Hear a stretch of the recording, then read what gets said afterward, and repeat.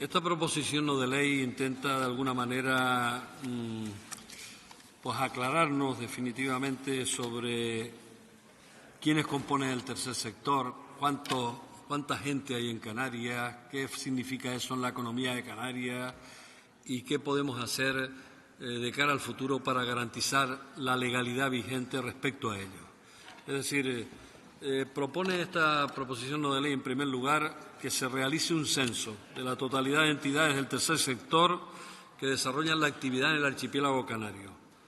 con un catálogo de recursos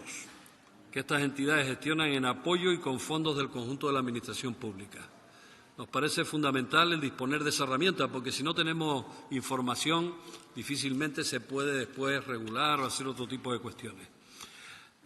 Otra de las cuestiones que plantea esta proposición de ley es que se realice un estudio en colaboración con las universidades canarias para conocer el impacto económico y social de la economía social en el Producto Interior Bruto de Canarias, con indicadores como el número de empleos, número de empleos fijos, acceso de las mujeres a cargo de responsabilidad, acceso de personas con discapacidad, volumen de negocio, tipo de propiedad de las entidades, etcétera, para disponer de número de personas empleadas en el tercer sector, subvenciones y ayudas públicas recibidas, actividades que realizan y peso del sector en la economía canaria. Otro planteamiento que también hay, ya que la ley que se pretendió presentar o que se presentó al final de la legislatura y no se llevó a efecto al final porque ya vinieron las elecciones,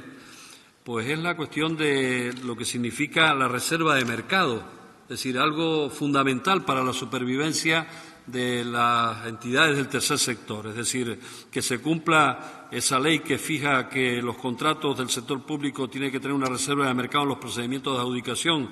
de determinados lotes de los mismos, a centros especiales de empleo de iniciativa social, a empresas de inserción y a programas de empleo protegido. Nosotros pretendemos que con el desarrollo de esa ley, es un compromiso con el tercer sector, se cumpla pues con eso que en Canarias no se está cumpliendo, cero, a nivel del Gobierno de Canarias, de Cabildo, y por lo que conocemos, hablando con la gente del tercer sector, pues nos informaron de que en dos ayuntamientos en La Palma, uno en Tazacorte y otro en Los Llanos, se estaba cumpliendo con algún tipo de reserva de mercado para el tercer sector, pero que de resto pues se tienen que acoger simplemente a las subvenciones y otro tipo de cosas. Posiblemente hay algún ayuntamiento más, pero es lo que conozco en este momento. Después está también otro de los planteamientos es desarrollar un acuerdo de gobierno, la disposición adicional 48ª de la Ley de Contratos del Sector Público sobre reserva de contratos de servicios sociales, culturales y de salud a determinadas organizaciones vinculadas a la economía social. Y finalmente, que se desarrolle ese proyecto de ley del sector, del tercer sector, en consonancia con la nueva Ley de Servicios Sociales de Canarias, que es lo que, en definitiva, nos manda a que se desarrolle, y desarrollo específico actualizado para Canarias de la Ley 5/2011 de Economía Social. Es decir, esos son los referentes. Tenemos el Estatuto de Autonomía que nos implica, tenemos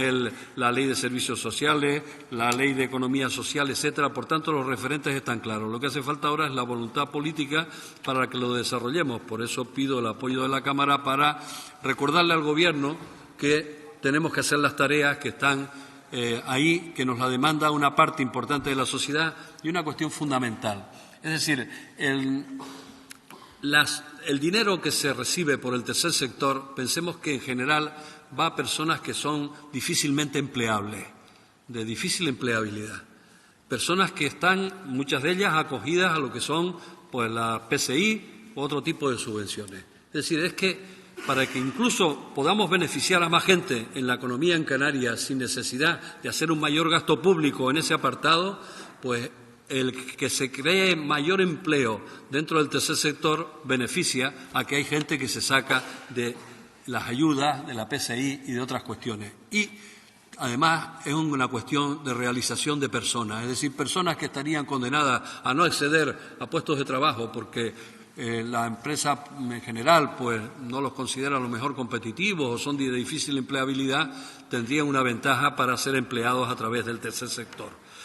Yo creo que es fundamental que en este caso, tanto en el tercer sector, una de las quejas que venían anteriores era la cuestión de subvenciones directas o no. Aquí hay que emplear de alguna manera en el futuro la libre concurrencia, es decir, y también hablar de llegar a conciertos que sean pactados previamente, las bases con el tercer sector para que se avance en esa dirección. Es decir, hay determinados momentos en que es necesario a lo mejor una asignación a alguna institución por cualquier circunstancia pues temporánea, urgente o lo que sea, pero no puede justificar eso que sea la norma habitual.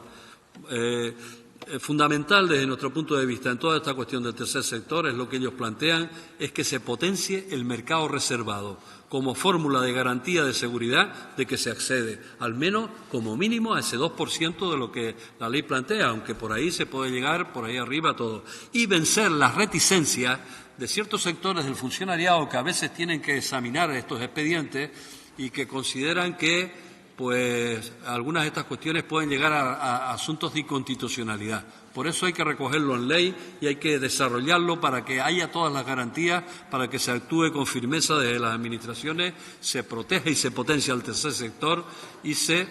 haga caso a las reivindicaciones tan importantes que durante años han venido manifestando.